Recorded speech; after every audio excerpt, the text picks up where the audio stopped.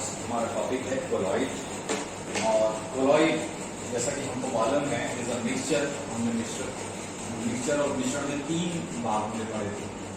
एक समांगी मिश्रण जिसको हमने विलयन कहा था, उसके अलावा विषमांगी मिश्रण। विषमांगी मिश्रण में दो भाग थे, एक कोलॉइड और एक सस्पेंशन मिलन। आज का जो हमारा विषय है वो है कोलॉइड। कोलॉइड का ये भी अपने आप में समांगी मिश्रण जैसा दिखाई देता है, यानी कि जो पार्टिकल डिसॉल्व स्टेट में है वो स्टेबल है, बैठते नहीं है। और इन पार्टिकल का जो आकार है, कोलॉइड के पार्टिकल का आकार 10⁻⁶ से लेकर के 10⁻⁹ मीटर, यानी कह लीजिए 9 से लेकर के 6 कह लीजिए, छोटे से बड़े की बात है। 10⁹ मीटर से लेकर के 10⁻⁶ मीटर जो है वो कोलॉइड के पार्टिकल का आकार होता है। और इसी कोलॉइड को कि हम पढ़ किसमें रहे हैं, पृष्ठ रसायन में पढ़ रहे हैं। तो ये पृष्ठ रसायन में क्योंकि इसके पार्टिकल का आकार बहुत छोटा है, तो प्रति ग्राम जो पार्टिकल्स हैं, ये साइज बहुत छोटा है, तो प्रति ग्राम में जो पार्टिकल का क्षेत्रफल, जो पृष्ठ क्षेत्रफल है वो बढ़ जाता है।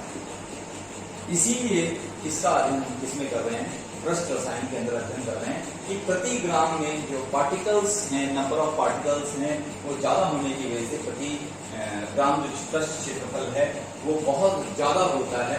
इसीलिए हम कोलॉइड का अध्ययन जो है यहाँ पर कर रहे हैं। कोलॉइड क्या है, एक प्रकार का हेटेरोजीनस या विषमांगी मिश्रण है जिसमें दो फेज होते हैं, एक घुलने वाला और एक घुलने वाला। जैसे कि नॉर्मली हम पढ़ते रहे, तो एक हो गया डिस्पर्स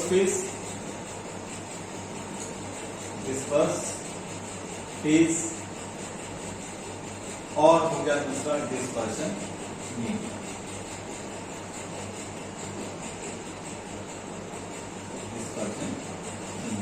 तो दो फेज हमारे पास यहाँ पर हो गए, एक हो गया डिस्पर्स फेज और एक हो गया हमारे पास में डिस्पर्शन मीडियम। अगर हिंदी में कहें तो कह सकते हैं Parikshit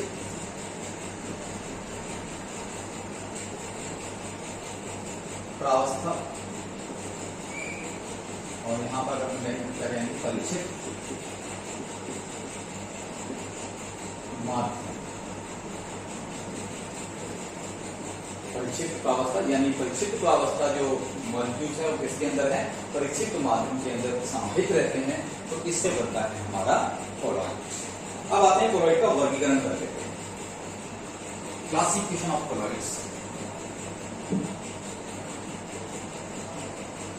classification of colloid. Classification of colloid में हम किस बेसिस पे उसको कोलॉइड को क्लासिफाई कर रहे हैं, तो यहां पर हम क्लासिफाई कर रहे हैं कोलॉइड्स को, उनमें जितने भी बेसिस पे हम उनको क्लासिफाई करते हैं वो यहां पर हम पॉइंट आउट करेंगे। नंबर 1 परिक्षिप्त प्रावस्था यानी कि वही डिस्पर्स फेज, एवं परीक्षित माध्यम यानी डिस्पर्स मीडियम। इन दोनों के फेज के आधार पर, प्रावस्थाओं के आधार पर, अगर ठोस में है तब, द्रव में है तब, गैस में है तब, इनकी अवस्थाओं के आधार पर अगर हम इनको डिवाइड करते हैं तो ये हमारे पास जैसे ठोस का ठोस में या ठोस का द्रव में, तो इसमें एक ऐसी अवस्था है जो गैस और गैस ये अपने आप में समांगी मिश्रण ही बनाती है, विषमांगी नहीं बनाती। तो सिर्फ एक अवस्था ऐसी है जिसमें हमको कोलॉइड नहीं मिलता, अन्य अवस्थाएं जितनी भी हैं उनमें हमको कोलॉइड प्राप्त होता है। टोटल हमारे पास 3 फेज, लिक्विड गैस, और 3 ही फेज के अंदर हमको डिसॉल्व करें यानी 9। टोटल हमारे पास कितनी परीक्षित प्रावस्था, परीक्षित माध्यम के आधार पर हम 9, और उसमें से एक हम कह रहे हैं वो बन नहीं सकता। तो टोटल कितने कोलॉइड इस तरह से तैयार होंगे, वो 9 - 1 तीन प्रकार के प्रक्षिप्त प्रावस्था और प्रक्षिप्त माध्यम के क्लोराइड तैयार हो जाएंगे। दूसरा है प्रक्षिप्त प्रावस्था और प्रक्षिप्त माध्यम के घन मध्य अन्योन क्रिया, अन्योन इंटरेक्शन के बेसिस पर हम डिस्पर्स फेज और डिस्पर्शन मीडियम में हम दूसरा नंबर 2 यहां पर अगर कहें तो हम इसको कर सकते हैं। अन्योन क्रिया के आधार पर भी हम इसको डिवाइड कर सकते हैं। और तीसरा है कणों के आकार के आधार पर, कणों के आकार के आधार पर तीन तरह से हम कोलॉइड को क्लासिफाई करते हैं। अब इनके अंदर अलग क्लासिफिकेशन होगा, इनके अंदर अलग क्वालिफिकेशन होगा, इसके अंदर अलग क्लासिफिकेशन होगा। हम इन्हीं अवस्थाओं के आधार पर फिर से क्लासिफाई करेंगे। तो पहला वाला यदि अभी हम यहां पर ले लेते हैं प्रक्षिप्त प्रावस्था और फिर से लिखते हैं disperse phase and dispersal medium की प्रावस्थाओं के आधार पर तो पहली अवस्था हम ले लेते हैं ठोस, डिस्पर्स फेज की, मिलाया किसमें, डिस्पर्सल मीडियम की। ठोस को ठोस में मिलाया तो कैसा क्लोराइड मिलेगा हमको, इसको बोलते हैं ठोस सॉल्ट, इसको बोलते हैं हम ठोस सॉल्ट। जब हम ठोस को ठोस में मिलाते हैं तब हमको मिलता है ठोस सॉल्ट। ठोस सॉल्ट के बाद एग्जाम्पल ले लेते हैं इसमें कांच, कलर्ड ग्लास की है, रंगीन कांच है, रंगीन कांच, इसका एग्जाम्पल। दूसरा हम फिर ठोस ही ले लेते हैं, डिस्पर्स फेज, लेकिन इस बार इसको मिक्स कर देते हैं द्रव में, तो ये क्या कहलाएगा, ये कहलाएगा सॉल्ट। अभी हमने ठोस को किसमें मिक्स कर दिया है, द्रव में मिक्स कर दिया, हमारे पास आया सॉल्ट। जितने भी पेंट हैं ये सॉल्ट के एग्जांपल है, क्योंकि पेंट में क्या होता है धातु आयन जो है वो लिक्विड के अंदर डिसॉल्व रहते हैं। तीसरा है गैस। अब गैस के पार्टिकल, सॉरी यहां पर हम लिखे ठोस, ये ठोस के पार्टिकल गैस के अंदर डिसॉल्व होंगे। ठोस पार्टिकल गैस में कितना आप देखते हैं, इसका एग्जांपल हम कहें तो धुआं कह सकते हैं। धुआं यानी कार्बन के पार्टिकल जो हैं वो एयर के अंदर आते हैं, तो ये एग्जांपल हो जाएगा यहां पर। अब हम दूसरी अवस्था ले लेते हैं, वो है द्रव। अब द्रव प्रावस्था को किसमें मिक्स किया गया, ठोस के अंदर मिक्स किया हमने। जब द्रव प्रावस्था को हम ठोस में मिक्स करते हैं तो इसका एग्जांपल ये वाला जो सॉल है, जैसे मैं ठोस सॉल लिखता है, यहाँ सॉल लिखता, तो यहाँ गैस सॉल लिख सकते हैं, यहाँ पर गैस सॉल। अब हमने द्रव को अगर हमने ठोस में मिक्स किया है तो अब हमारे पास क्या बनेगा, जेल, जेल बनेगा और एग्जांपल होगा पनीर। अगला है द्रव। अब द्रव को द्रव में मिक्स कर देंगे तो इसको बोलते हैं इमल्शन। इमल्शन हिंदी में बोलते हैं पायस, इमल्शन और हिंदी में बोलते हैं पायस। और इसका एग्जांपल है हमारा दूध। नेक्स्ट एग्जांपल है द्रव को गैस में, लिक्विड इन सॉलिड, इसका एग्जांपल हो जाएगा धुंध, कोहरा, पानी की ड्रॉपलेट्स जो है वो एयर में प्रेजेंट रहती हैं। सातवां एग्जांपल अगर हम लेंगे, अब हमारा ठोस द्रव हो गया, अब आएगा गैस। गैस को किस में ले लें, गैस को ले लें ठोस में। गैस को ठोस में लेंगे तो एग्जांपल हो जाएगा ये ठोस सॉल्ट, इसको भी ठोस सॉल्ट बोलते हैं। और एग्जाम्पल हो जाएगा इसका क्यूमिस स्टोन। क्यूमिस स्टोन एक प्रकार का स्टोन है, इसमें एयर बबल्स रहते हैं, ठीक। और अगला लास्ट जो है वो गैस को द्रव में, गैस इन द्रव, एग्जाम्पल ये फोम है, कितनी साबुन की झाग वगैरह है, फोम की इसके एग्जाम्पल भी है। तो ये है classification of colloid on the basis of dispersion phase and dispersion medium. परिक्षेप्य प्रावस्था एवं परिक्षेपण माध्यम के बीच अन्योन्य क्रियाओं की प्रगति के आधार पर वर्गीकरण। क्योंकि हमने इससे पहले 8 अवस्थाएं जो हैं वो फेज के आधार पर पढ़ी, तो उसमें हमने देखा सॉल्व, जेल और इमल्शन। कॉमनली हमको ये 3 तरह के जो है वो कोलॉइड प्राप्त हो रहे हैं। लेकिन क्या जब डिस्पर्स फेज और डिस्पर्शन मीडियम को मिलाया जाएगा तो क्या उनके बीच में कोई इंटरेक्शन होगा? तो उसी इंटरेक्शन के आधार पर हमने इनको 2 पार्ट में डिवाइड कर दिया। एक को बोलते हैं लायोफिलिक और एक को बोलते हैं लायोफोबिक। लायोफोबिक जो लायोफिलिक, लायो मीन्स होता है solvent and the philic means the loving, and lyophobic once again when same solvent, or phobic means fearing। ये जब हम किसी प्रावस्था को, परिक्षेप्य प्रावस्था को इसके परिक्षेपण माध्यम में मिला रहे हैं, डिस्पर्शन मीडियम में डाल रहे हैं, वो इजिली अपने आप एक कोलॉइड तैयार करेगा, that is called lyophilic colloid. अभी लायोफिलिक कोलॉइड में अगर वाटर हमने ले लिया है तो उसको बोलते हैं एक्वा सॉल्ट। अब अगर हमने सॉल्वेंट लिया है एल्कोहल तो इसको बोलते हैं एल्कोसॉल। तो इस तरह से सॉल्वेंट के नेम पर इनको एक्वासॉल, एल्कोसॉल, लायोफिलिक की खास बात। दूसरी बात क्या है, इजिली प्रिपेयर हो रहा है। दूसरे पॉइंट क्या है कि इसको प्रेसिपिटेट नहीं किया जा सकता। एक बार बन गया मतलब बन गया, इसको फिर से दोबारा से डिस्पर्स मीडियम को हटाना आसान नहीं होता। अगर हम इवेपोरेशन के थ्रू हटा देते हैं किसी तरीके से तो दोबारा से जैसे ही ये सॉल्वेंट के अंदर आएगा दोबारा ये कोलॉइड तैयार कर देगा, यानी इजिली प्रिपेयर हो जाएगा।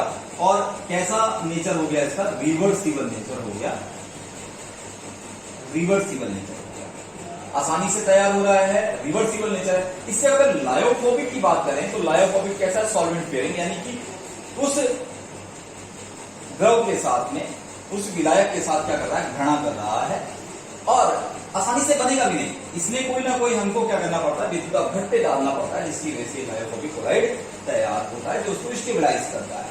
तीसरी बात कि ये इरिवर्सिबल है, यानी पहले इसको अगर हम आसानी से इसका जो है वो प्रेसिपिटेशन हो जाएगा, जबकि इसका प्रेसिपिटेशन आसानी से नहीं होगा। इसका प्रेसिपिटेशन आसानी से हो जाएगा और दोबारा से अगर एक बार प्रेसिपिटेट बन गया तो दोबारा से कोलॉइड बनाना इतना आसान इसलिए नहीं होगा कि इसको सॉल्ट में डालने कोलॉइड बन जाए, फिर हमको पूरे प्रोसेस से गुजरना होगा, तब जाकर के ये जो लायोफोबिक कोलॉइड तैयार होंगे। इसलिए ये 2 पार्ट में हमने डिवाइड किया हुआ, लायोफिलिक और लायोफोबिक। परिक्षेप्य प्रावस्था एवं परिक्षेपण माध्यम के बीच अन्योन्य क्रियाओं की प्रगति के आधार पर वर्गीकरण। क्योंकि हमने इससे पहले 8 अवस्थाएं जो हैं वो फेज के आधार पर पढ़ी, तो उसमें हमने देखा सॉल्व, जेल और इमल्शन। कॉमनली हमको ये 3 तरह के जो है वो कोलॉइड प्राप्त हो रहे हैं। लेकिन क्या जब डिस्पर्स फेज और डिस्पर्शन मीडियम को मिलाया जाएगा तो क्या उनके बीच में कोई इंटरेक्शन होगा? तो उसी इंटरेक्शन के आधार पर हमने इनको 2 पार्ट में डिवाइड कर दिया। एक को बोलते हैं लायोफिलिक और एक को बोलते हैं लायोफोबिक। लायोफोबिक जो लायोफिलिक, लायो मीन्स होता है solvent and the philic means the loving, and lyophobic once again by same solvent, or phobic means fearing। ये जब हम किसी प्रावस्था को, परिक्षेप्य प्रावस्था को इसके परिक्षेपण माध्यम में मिला रहे हैं, डिस्पर्शन मीडियम में डाल रहे हैं, वो इजिली अपने आप एक कोलॉइड तैयार करेगा, that is called lyophilic colloid. अभी लायोफिलिक कोलॉइड में अगर वाटर हमने ले लिया है तो उसको बोलते हैं एक्वासॉल। अब अगर हमने सॉल्वेंट लिया है एल्कोहल तो इसको बोलते हैं एल्कोसॉल। तो इस तरह से सॉल्वेंट के नेम पर इनको एक्वासॉल, एल्कोसॉल, लायोफिलिक की खास बात। दूसरी बात क्या है, इजिली प्रिपेयर हो रहा है। दूसरे पॉइंट क्या है कि इसको प्रेसिपिटेट नहीं किया जा सकता। एक बार बन गया मतलब बन गया, इसको फिर से दोबारा से डिस्पर्सिव मीडियम को हटाना आसान नहीं होता। अगर हम इवेपोरेशन के थ्रू हटा देते हैं किसी तरीके से, तो दोबारा से जैसे ही ये सॉल्वेंट के अंदर आएगा दोबारा ये कोलाइड तैयार कर देगा, यानी इजिली प्रिपेयर हो जाएगा। और कैसा नेचर हो गया इसका, रिवर्सिबल नेचर हो गया, रिवर्सिबल नेचर, आसानी से तैयार हो रहा है, रिवर्सिबल नेचर है। इससे अगर लायोफोबिक की बात करें तो लायोफोबिक कैसा है, सॉल्वेंट पेयरिंग, यानी कि उस द्रव के साथ में, उस विलायक के साथ क्या कर रहा है, घृणा कर रहा है, और आसानी से बनेगा भी नहीं। इसमें कोई ना कोई हमको क्या करना पड़ता है, विद्युत अपघट्य डालना पड़ता है, जिसकी वजह से लायोफोबिक क्लोराइड तैयार होता है, जो उसको स्टेबलाइज करता है। तीसरी बात कि ये इरिवर्सिबल है, यानी पहले इसको अगर हम आसानी से, इसका जो है वो प्रेसिपिटेशन हो जाएगा, जबकि इसका प्रेसिपिटेशन आसानी से नहीं होगा। इसका प्रेसिपिटेशन आसानी से हो जाएगा, और दोबारा से अगर एक बार प्रेसिपिटेट बन गया तो दोबारा से क्लोराइड बनाना इतना आसान इसलिए नहीं होगा कि इसको सॉल्ट में डालें क्लोराइड बन जाए, फिर हमको पूरे प्रोसेस से गुजरना होगा, तब जाकर के ये लायोफोबिक क्लोराइड तैयार होंगे। इसलिए ये दो पार्ट में हमने डिवाइड किया हुआ, लायोफिलिक और लायोफोबिक। परिक्षेपक अवस्था के कणों के आकार के आधार पर हम वर्गीकरण करने जा रहे हैं। तो एक मॉलिक्यूल बहुत छोटे छोटे हैं, और वो छोटे छोटे मॉलिक्यूल अगर आपस में कलेक्टिवली इकट्ठे होकर के क्लोराइड का साइज ले लेते हैं, तो ऐसे क्लोराइड को बोलते हैं multi molecular chloride, multi molecular chloride या बहु अणुक क्लोराइड कह सकते हैं। अब एक ऐसा मॉलिक्यूल जो ऑटोमेटिकली पहले से ही बड़े साइज का है, और that size is equal to colloidal size, then it is called a macromolecular colloid. जैसे प्रोटीन में होता है और पॉलीथीन वगैरह के साइज होते हैं, ठीक है, तो वो क्लोराइड कैसे हो गए। अब यहाँ पे सल्फर एक छोटा सा मॉलिक्यूल है, लेकिन सल्फर के मॉलिक्यूल कलेक्ट करके क्या बनाते हैं, सल्फर सॉल्ट बना देते हैं, that is a multi molecular colloid. Macromolecular colloid में क्या है, जो पॉलीथीन है already they are having the size of colloid, so this type of colloid is called a macromolecular colloid. अब तीसरा हमारा आता है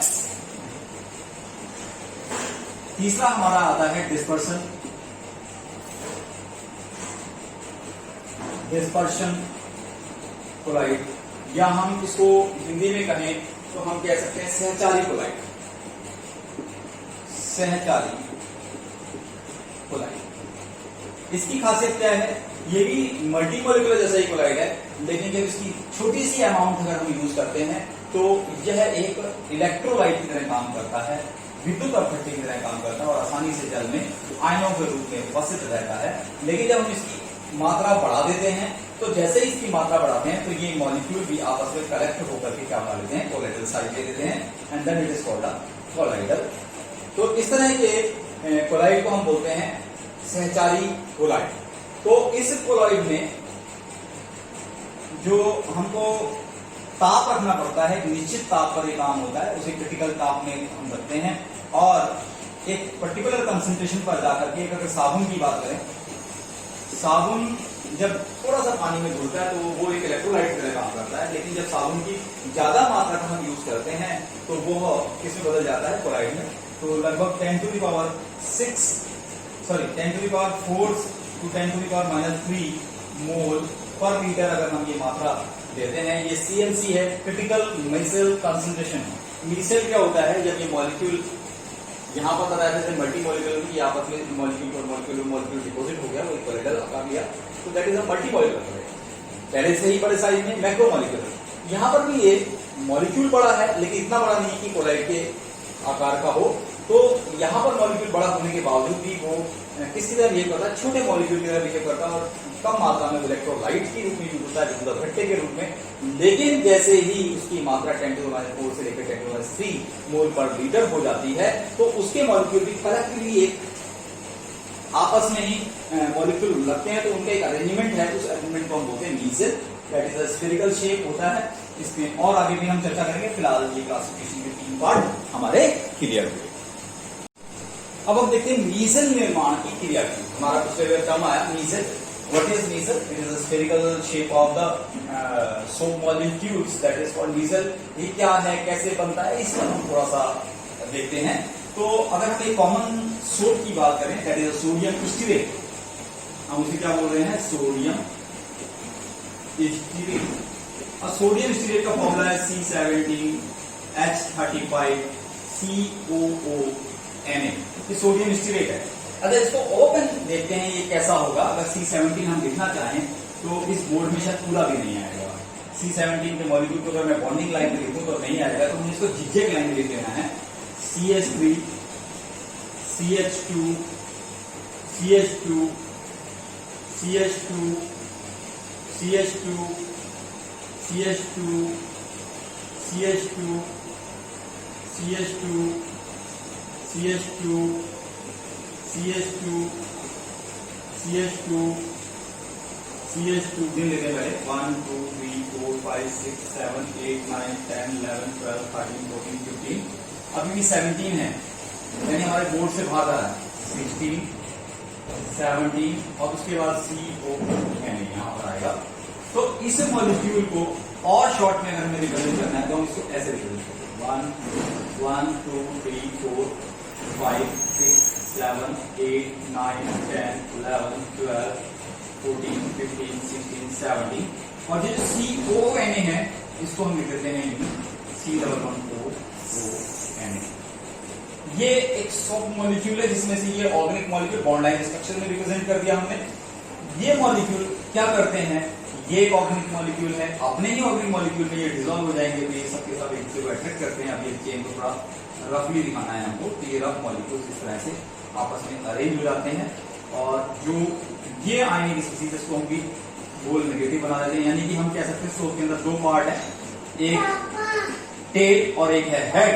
तो एक टेल है और एक हेड है, ये मॉलिक्यूल इस तरह से जब स्फेरिकल अरेंज हो जाते हैं तो then it is called a micelle, तब इसको हम मीसेल बोलते हैं। ये मीसेल फॉर्मेशन है। अब है साबुन की शोधन क्रिया। जब हमने मीसेल फॉर्मेशन देखी तो साबुन किसी पर बेस करता है, मान लीजिए कि कोई क्लोथ है and there is a scar, कोई दाग लगा हुआ है, जो ये दाग है ये किसी मिट्टी, किसी धूल के कण का, चाय का दाग, शाही का दाग, लाइक दिस। हमारे पास जो स्पॉट है दैट इज ऑर्गेनिक कार्बनिक यौगिकों का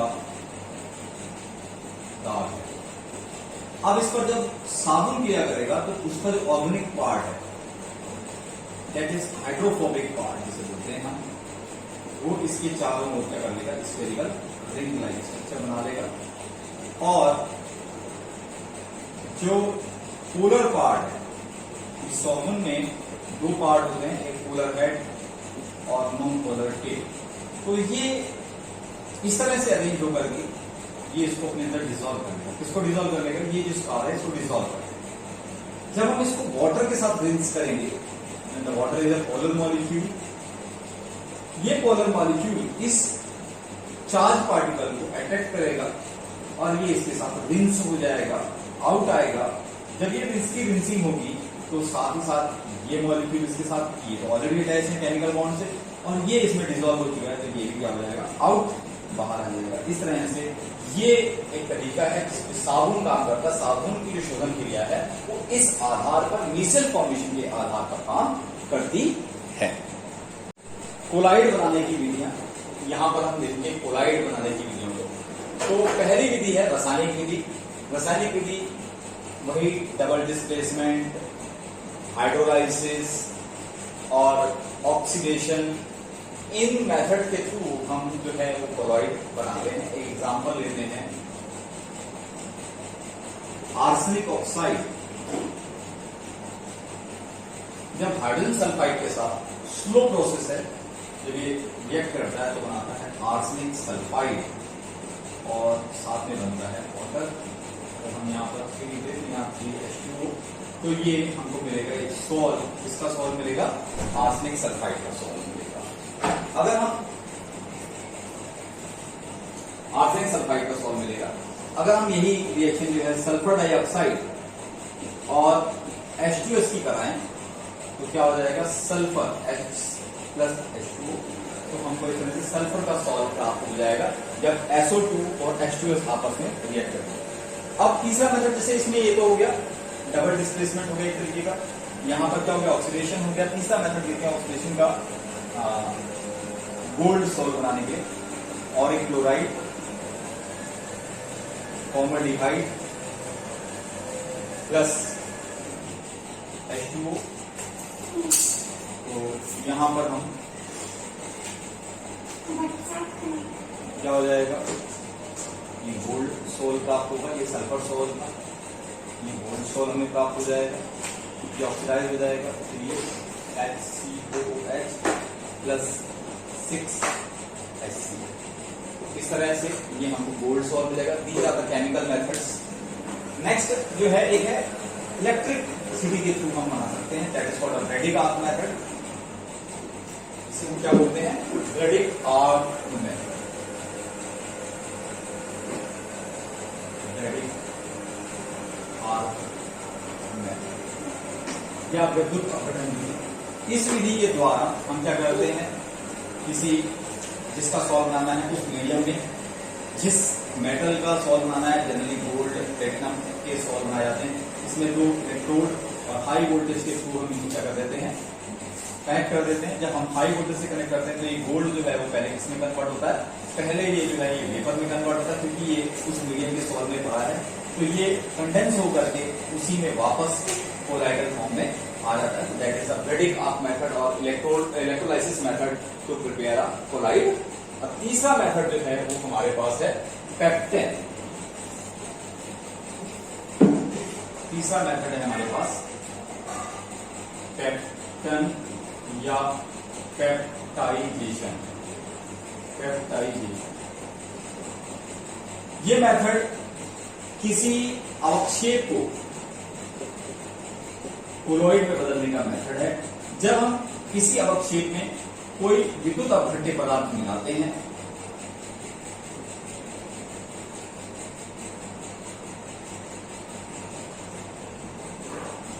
तो यह अवक्षेप इनमें से किसी एक आवेश को एब्सॉर्ब कर लेता है अपने सरफेस पे और किसमें बदल जाता है, कोलाइडल साइज में कन्वर्ट हो जाता है। इस तरह से इस प्रोसेस को, जिसके विद्युत अपघट्य के द्वारा अवक्षेप को कोलाइड में बदलने की क्रिया को हम बोलते हैं पेप्टाइजेशन या पेप्टन। और वो पदार्थ, वो विद्युत अपघट्य पदार्थ क्या कहलाता है, पेप्टाइजिंग मटेरियल। पेप्टाइजिंग मटेरियल कहलाता है। तो these are the methods of preparation of colloid. अब हमारे पास जब कोलाइडल विलयन हमने तैयार कर लिए हैं तो अगला हमारे पास आता है कोलाइडल विलयन का शुद्धिकरण।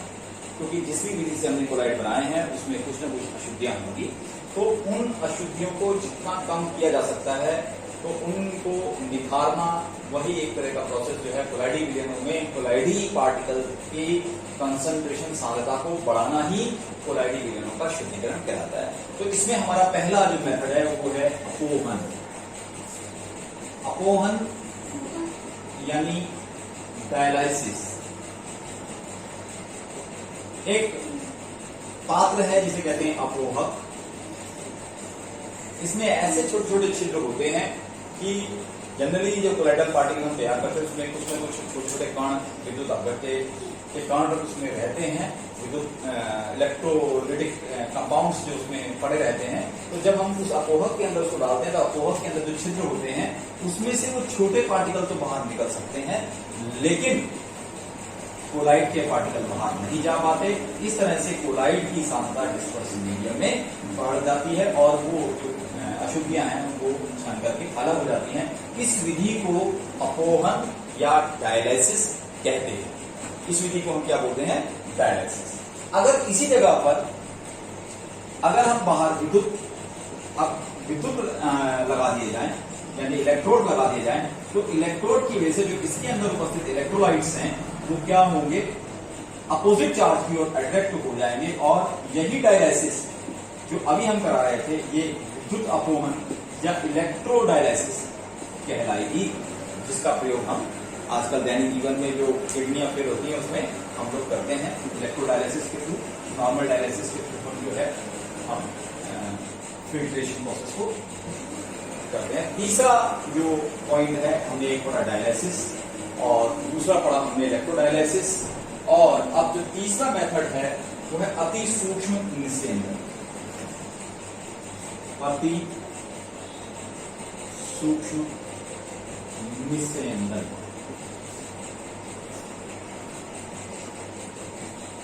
अति सूक्ष्म निस्यंदन में हम क्या करते हैं, एक फिल्टर पेपर, एक नॉर्मल फिल्टर पेपर में क्या होता है, पोर्स होते हैं। इन पोर्स का साइज बहुत बड़ा होता है, साइज ऑफ जो पोर है वो बहुत बड़ा है। तो जो साइज ऑफ पोर है वो बहुत बड़े हैं, तो क्या होता है इसमें से अगर हम फिल्टर करें किसी कोलाइड को, तो कोलाइडल पार्टिकल भी बाहर निकल जाएगा, इलेक्ट्रोलिटिक पार्टिकल भी बाहर निकल जाएगा। तो इसके पोर को हम छोटा करें। इसके पोर को छोटा करने के लिए हम क्या करते हैं, या तो एल्कोहल बेस लेते हैं, एल्कोहल और या ईथर, इसमें हम लोग 4% नाइट्रोसेलुलोज, इस प्रकार 4 एल्कोहल बेस या ईथर बेस 4% नाइट्रोसेलुलोज वाला जो विलयन है, इसको हम बोलते हैं कोलोइडियन। ये कोलोइडियन एक सोल्यूशन है जो फिल्टर पेपर में डाला जाता है, जिससे फिल्टर पेपर का साइज क्या होता है, छोटा हो जाता है। तो तभी वो अति सूक्ष्म निस्यंदन कर पाएगा। तो ये कोलोइडियन डालते हैं। अब जब इसको डाल देंगे तो इसको सुखाने के लिए हम किसका इस्तेमाल करते हैं, फॉर्मल्डिहाइड का इस्तेमाल करते हैं। फॉर्मल्डिहाइड से सुखा करके इसको क्या बनाया जाता है, सॉलिडिफाई किया जाता है। जब ये सॉलिडिफाई हो जाता है तो हम जब उस कोलाइडल सॉल्यूशन को फिल्टर करते हैं तो कोलाइडल पार्टिकल्स फिल्टर नहीं होंगे, बाकी कितने इलेक्ट्रोलिटिक पार्टिकल फिल्टर होंगे। तो इस प्रकार के निस्यंदन को, इस प्रकार के शुद्धिकरण को हम बोलते हैं अति सूक्ष्म निस्यंदन। अब हमारा टॉपिक है आज कोलाइडी विलयनों के गुण, क्योंकि अभी तक हमने कोलाइडी विलयनों के बारे में पढ़ा, तो अब हम कोलाइडी विलयनों के गुण पढ़ने जा रहे हैं। तो पहला जो कोलाइडी विलयनों का गुण है वो है अणुसंख्यक गुण, यानी क्वालिटेटिव प्रॉपर्टी। तो कोलाइडी विलयन जो है वो क्वालिटेटिव प्रॉपर्टी दिखाते हैं। मीन्स ये प्रॉपर्टीज जो है वो अणुओं की संख्या पर निर्भर करती है, उसकी प्रकृति पर निर्भर नहीं करती। जैसा हमने पहले भी पढ़ा था क्वालिटेटिव प्रॉपर्टी, उसी का एक पार्ट है, अणुसंख्यक गुणधर्म पर निर्भर करती है। तो ये हो गया। दूसरा टिंडल इफेक्ट, इसको जानते हैं, टिंडल प्रभाव या टिंडल इफेक्ट। हमने पहले भी छोटी क्लासों में इसके बारे में जाना है कि टिंडल इफेक्ट क्या है। टिंडल प्रभाव, जब प्रकाश पुंज को कोलाइडी विलयनों में से गुजारा जाता है तो वह प्रकाश पुंज क्या करने लगते हैं, वो अपने मार्ग से डेविएट होने लगते हैं, क्योंकि वो उन पार्टिकल से जब टकराते हैं तो इसकी जो वेवलेंथ है, प्रकाश पुंज की वेवलेंथ उन पार्टिकल से छोटी होने की वजह से वो क्या करती है, वो शाइन करती है या अपने मार्ग से डेविएट होती है। तो उसका इस प्रभाव को टिंडल ने बताया था, इसलिए कोलाइडल पार्टिकल जो होते हैं वो टिंडल प्रभाव दिखाते हैं। टिंडल प्रभाव के लिए दो बातें होनी चाहिए। एक, प्रक्षेप्य कणों का व्यास जो हमारा है, जो हम बात कर रहे हैं कि जब प्रकाश की किरण जब उस पार्टिकल से टकराएगी तो उस पार्टिकल से उसका छोटा, यानी जो वेवलेंथ है, तरंग दैर्घ्य है, और पार्टिकल का जो साइज है, जब कण का व्यास है, उनके बीच में क्या होना चाहिए, कण का व्यास से बड़ा नहीं होना चाहिए। दूसरी बात जो है परिक्षेप या डिस्पर्स फेज और डिस्पर्सन मीडियम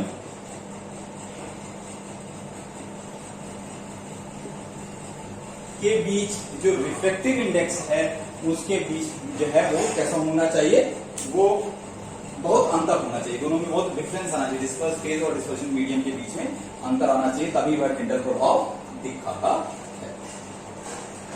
तो ये है हमारा टिंडल प्रभाव। कोलाइडी विलयनों के गुण में रंग, कोलाइडी कण जो है वो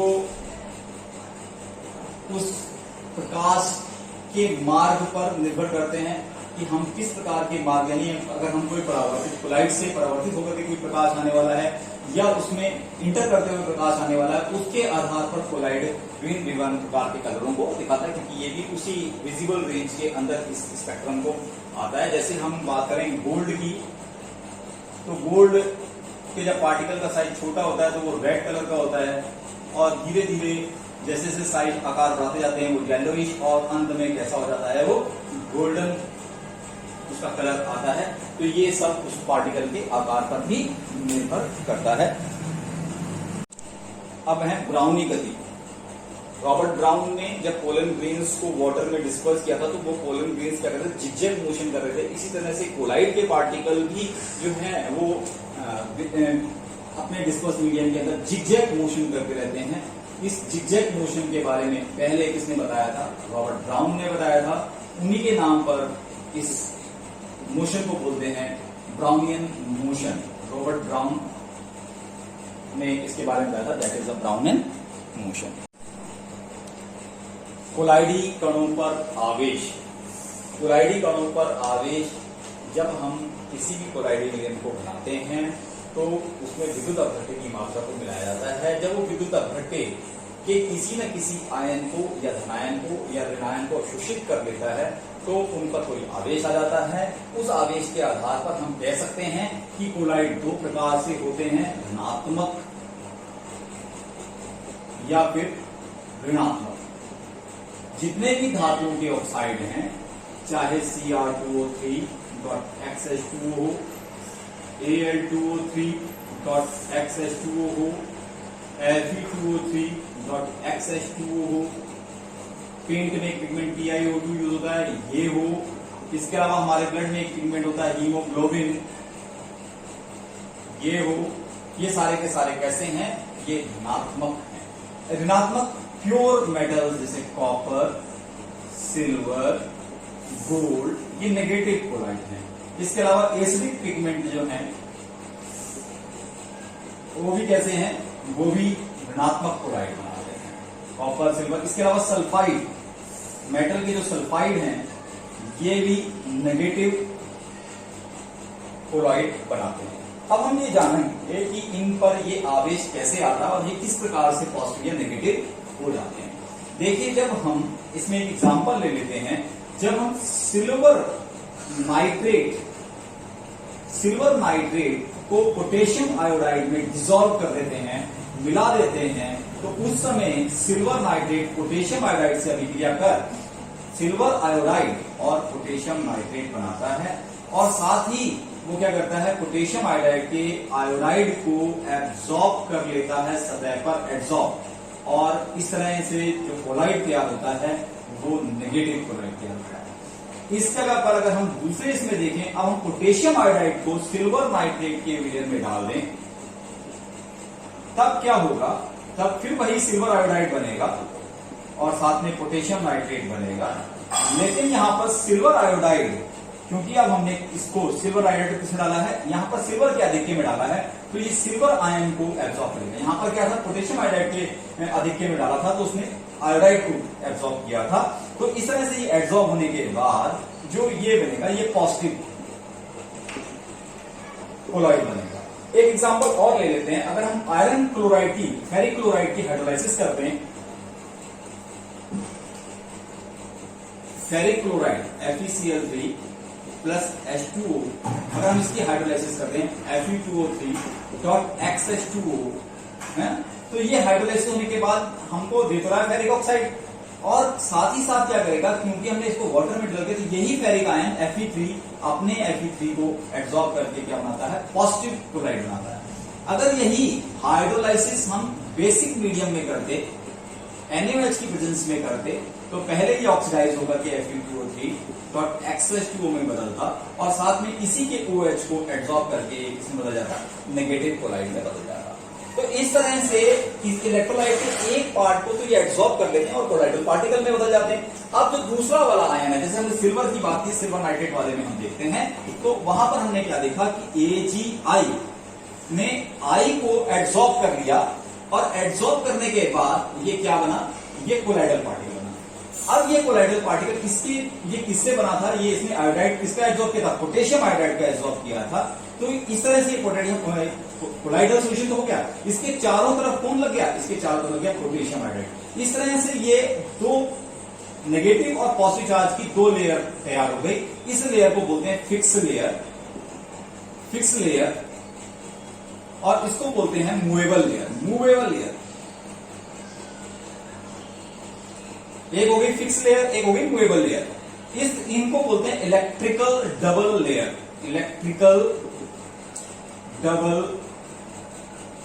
लेयर। इसके बारे में हेल्महोल्ट्ज ने बताया था, तो हेल्महोल्ट्ज, इसलिए इसको हेल्महोल्ट्ज इलेक्ट्रिक डबल लेयर बोलते हैं। अब अगर दो चार्ज, तो डिफरेंट चार्जेस अगर वो आपस में साथ में हैं, तो इनके बीच में एक पोटेंशियल डेवलप हो जाएगा जिसे हम बोलते हैं जीटा पोटेंशियल। ऐसा पोटेंशियल जो इनके बीच में डेवलप है, एक फिक्स लेयर के बीच में और एक मूवेबल लेयर के बीच में जो पोटेंशियल है, उसे हम बोलते हैं जीटा पोटेंशियल या इलेक्ट्रोकाइनेटिक पोटेंशियल। इलेक्ट्रोकाइनेटिक पोटेंशियल, इसको हम बोलते हैं इलेक्ट्रोकाइनेटिक पोटेंशियल या जीटा पोटेंशियल। अब अगला टॉपिक देखते हैं, विद्युत कण संचलन। इसको हम इलेक्ट्रोफोरेसिस बोलते हैं। इलेक्ट्रोफोरेसिस, देखिए अगर हम एक ट्यूब ले लें और इसमें हम दो इलेक्ट्रोड लगा दें और उसके अंदर कोलाइडल सॉल्यूशन फिल कर दें। अब हम इसमें विद्युत प्रवाहित करेंगे तो क्या होगा, क्योंकि we knows that colloidal particle are the charge particles, तो अपोजिट चार्ज की ओर कोलाइडल पार्टिकल मूव करेंगे, एक प्लस वाला नेगेटिव की ओर, नेगेटिव वाला प्लस की ओर। तो इस मोशन को ही जब विद्युत प्रवाहित करने पर कोलाइडल पार्टिकल में जो मोशन होता है, उस मोशन को ही हम बोलते हैं विद्युत कण संचलन। अगर हम किसी तरह से विद्युत कण, जो हमारे पास दो फेज है, एक तो है डिस्पर्स फेज और दूसरा है डिस्पर्शन मीडियम।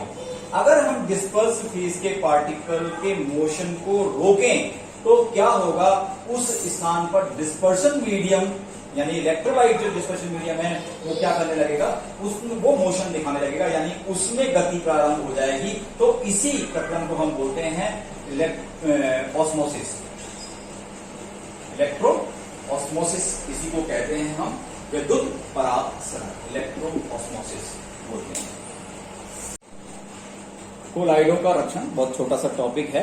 कोलाइडों का रक्षण कैसे होगा, यदि हम, क्योंकि हमें मालूम है कि द्रव रागी जो कोलाइड है, जो लायोफोबिक कोलाइड है, वो अनस्टेबल रहता है, जरा सा इलेक्ट्रोलाइट मिलाने पर ही जो है, अभी हमने देखा उसका स्कंदन हो जाता है, उसका उत्क्षेपण हो जाता है। यदि हम उसमें द्रव स्नेही कोलाइड मिला दें तो द्रव स्नेही कोलाइड क्या करता है, उसके चारों ओर एक फिल्म बना लेता है, लायोफोबिक के चारों ओर एक लायोफिलिक अपनी फिल्म बना लेता है, और अब अगर हम उसमें कोई इलेक्ट्रोलाइट मिलाते हैं तो उसका प्रेसिपिटेशन होने से रोकता है। तो इस तरह से ये जो लायोफिलिक कोलाइड है वो अपने आप में एक प्रिजर्वेटिव कोलाइड की तरह काम करता है। तो ऐसे कोलाइड को हम बोलते हैं प्रोटेक्टिव कोलाइड या रक्षी कोलाइड बोलते हैं।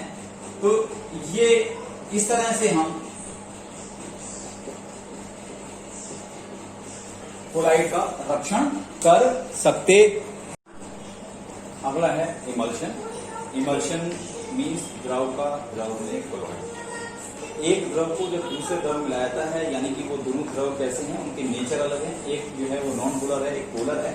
अगर उन दोनों को आपस में मिलाया जाएगा तो वो आसानी से मिलते नहीं है, लेकिन जब मिश्रित हो जाए, उनको हिलाया जाए तो उनके जो अणु है इस प्रकार से टूट जाते हैं कि वह क्या बनाते हैं, इमल्शन बना लेते हैं। तो दो प्रकार की इमल्शन जो है, एक ऑयल इन वाटर और दूसरा है वाटर इन ऑयल। एक है ऑयल इन वाटर और दूसरा है वाटर इन ऑयल। दो प्रकार के हमारे पास इमल्शन हैं, जिसमें हम क्या करते हैं, ऑयल को वाटर में और दूसरे में हम क्या करते हैं, वाटर को ऑयल में।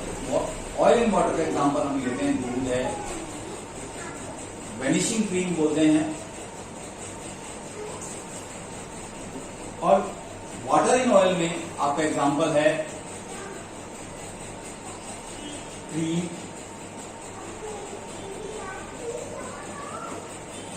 ठीक है, क्रीम इसका एग्जाम्पल है इमल्शन का। अच्छा, ये इमल्शन प्राप्त करने के लिए, इनको स्टेबलाइज करने के लिए, इनकी दोनों सतहों को, लेयर को स्टेबलाइज करने के लिए हमको क्या करना पड़ता है, इसमें एक तीसरा केमिकल हमको मिलाना पड़ता है, जिसको बोलते हैं पाइसीकर्मक, जो इनको स्टेबलाइज करके रखता है, पाइसीकर्मक। ये कोई मेटल आयन हो सकता है, कोई प्रोटीन का पार्ट हो सकता है, जो इनको स्टेबलाइज करके रखता है। हमारे चारों ओर कोलाइड। अब क्योंकि हमने कोलाइड के बारे में जान लिया, कोलाइड के बारे में समझ लिया, हम कोलाइड को पढ़ भी रहे हैं, तो इसका कारण है, जैसे आकाश का नीला रंग, हम अक्सर देखते हैं कि हम कहते हैं स्वच्छ आकाश हमें दिखाई देता है तो नीले रंग का होता है। उसके पीछे कारण क्या है, ऊपर जो कोलाइडल विलयन है, एयर के साथ में जो डस्ट पार्टिकल है, मॉइस्चर है, ये सब मिलकर के क्या बना रहे हैं, एक कोलाइडल लेयर बना रहे हैं। जब उसमें से लाइट फिल्टर होकर के आती है तो सारी लाइटें जो है वो सबसे बड़ा जो छोटी वेवलेंथ है वो है कौन सी, ब्लू, ये आसानी से स्कैटर्ड होती है, जिसकी वजह से आकाश का रंग नीला दिखाई देगा। दूसरा पॉइंट है कोहरा है, धुंध है, बरसात है। अक्सर हमने सर्दियों में देखा है कोहरा छाया रहता है, धुंध छाई रहती है। तो क्या है आखिरकार कोहरा है, हम बोलते हैं फॉग, मिस्ट और रेन। फॉग, मिस्ट और रेन। कोहरा, अब जब वाटर की ड्रॉपलेट के मॉलिक्यूल्स कोलाइडल रेंज में चले जाते हैं तो विजिबिलिटी को कम करते जाते हैं। तो जैसे विजिबिलिटी कम होती है कहते कोहरा है। अब जब वो कोहरा थोड़ा और बड़ा होता है, यानी पार्टिकल, वाटर के मॉलिक्यूल का पार्टिकल का साइज बड़ा होता है, तो हम कहते हैं धुंध है। और जब यही कोलाइडल पार्टिकल बहुत ज्यादा बड़ा हो जाता है तो ज्यादा बड़ा मॉलिक्यूल जो है वो आयन को अपने अंदर समाहित करके नहीं रख सकता, तब उसका प्रेसिपिटेशन हो जाता है और वो बरसात के रूप में नीचे यानी बारिश हो जाती है। ज्यादातर खाद्य सामग्रियां आजकल जितने भी फूड पैकेट्स आइटम आ रहे हैं, दूध हमारा कोलाइड है, इसके अलावा जितने भी बॉक्सेस में पैक आइटम आ रहे हैं दे आर कोलाइड। और ये एक अच्छा मेथड है किसी भी फूड को प्रिजर्व करने का। हमारा रुधिर ऑल्सो एक कोलाइड है। मृदाएं, जितनी भी हमारी जो मिट्टी है, जो खेती योग्य भूमि है, वो इसी कोलाइडल की वजह से पानी को और मिनरल्स को और अपने पोषक तत्वों को आसानी से अवशोषित कर लेती, सरफेस एरिया बढ़ जाता है। डेल्टा बनना, हमने अक्सर सुना है समुद्र में, समुद्र की मिट्टी, नदी की मिट्टी जाती है तो वहां पर एक डेल्टा का निर्माण होता है। क्यों होता है? क्योंकि एक जगह से पॉजिटिव चार्ज उधर समुद्र के साथ जब वहां मीट करता है तो वहां पर जो है उस कोलाइडल पार्टिकल का प्रेसिपिटेशन हो जाता है और उसी प्रेसिपिटेशन की वजह से वहां पर मिट्टी के ढेर लग जाते हैं, मिट्टी प्रेसिपिटेट हो जाती है, तो इसी को बोलते हैं डेल्टा फॉर्मेशन। ये हमारे चारों ओर के कोलाइड की बात है। लास्ट हमारा टॉपिक बचा कोलाइडों के अनुप्रयोग। जब हमने इतना कोलाइड के बारे में पढ़ लिया है तो हमने इसको यूज भी करना है, एप्लीकेशन ऑफ कोलाइड्स इसको हम कह सकते हैं। तो धूम का विद्युत अवक्षेपण, देखिए हमारी गाड़ियां, हमारे फैक्ट्रियां और उनकी चिमनियों से जो है वो धुआं निकल रहा है और लगातार हमारे पर्यावरण को प्रदूषित कर रहा है। तो वो जो धूम है उसमें क्या है, एक्चुअल में कार्बन पार्टिकल्स हैं। बहुत सारे ऐसा कार्बन पार्टिकल है जो पूरी तरह से कंबस्ट नहीं हुआ, तो विद्युत वो क्या हो जाता है, वो कोलाइडल पार्ट हो जाता है। तो वो कोलाइडल पार्ट जब उसमें विद्युत ऊपर हमने क्या चिमनी के ऊपर इलेक्ट्रोड लगा रखे हैं, तो जैसे ही वो उस इलेक्ट्रोड से गुजरेगा तो जो कार्बन पार्टिकल है वो प्रेसिपिटेट होकर नीचे चला जाएगा, वो फिर से कंबस्ट होगा और CO2 की फॉर्म में आउट होगा। तो जो कोलाइडल पार्टिकल कई प्रकार की अस्थमा का कॉज है वो इस तरह से बचाया जाता है। तीसरा पेयजल का शुद्धिकरण, बहुत सारे बैक्टीरिया हमारे पानी में हैं तो उसमें हम क्या करते हैं, एलम सिट्रा वगैरह मिला करके हम पेयजल का शुद्धिकरण करते हैं। तो एलम क्या काम करता है, वही जो बैक्टीरिया जो कोलाइडल रूप में वहां उपस्थित होता है उसका निर्जलीकरण कर देता है और प्रेसिपिटेशन कर देता है और इस तरह से पेयजल को शुद्ध करता है। बहुत सारी medicine that is also in the form of colloid, वो कोलाइड की फॉर्म में ही है, जो हमारी बॉडी में आसानी से सरफेस एरिया, कोलाइडल होगा तो सरफेस एरिया ज्यादा होगा, एब्सॉर्ब होगा और उसकी जो एक्टिविटी होगी वो बढ़ जाती है। चर्म शोधन, जो लेदर इंडस्ट्री है जिसमें लेदर बनाया जाता है, जब हम लेदर या स्किन को लेदर में बदलना चाहते हैं तो लेदर स्किन जो है हमारी एक तरह की कोलाइडल पार्ट होती है, उसका एक बहुत नेगेटिव चार्ज होता है, तो उसके टिनिन नाम का केमिकल जो है वो पॉजिटिव चार्ज होता है, जब उसके साथ जोड़ता है तो वह क्या कर देता है, उसको हार्ड बना देता है और वो लेदर फिर हमारे किसी न किसी पर्पज में काम आता है, चाहे जैकेट बनाए, चाहे बेल्ट बनाए, चाहे पर्स बनाए। अगला साबुन एंड अपमार्जक द्वारा शोधन। साबुन और अपमार्जक कोलाइडल पार्टिकल बनाते हैं, कैसे बनाते हैं, नॉन पोलर पार्ट जो है वो माइसेल फॉर्मेशन करता है, ये हमने पढ़ रखा है। फोटोग्राफिक फिल्मों में भी एक सेलुलोइड की फिल्म है, उसके ऊपर सिल्वर ब्रोमाइड की लेयर कोलाइडल फॉर्म में रहती है, वो क्या करती है, इसको बोलते हैं फोटोग्राफिक फिल्मों में कोलाइडल का ही अनुप्रयोग है। रबर इंडस्ट्री में भी नेगेटिवली चार्ज, वो उसको भी हार्ड बनाते हैं और औद्योगिक उत्पाद में भी कोलाइडों का प्रयोग होता है। इसी के साथ ये समाप्त हुआ। धन्यवाद।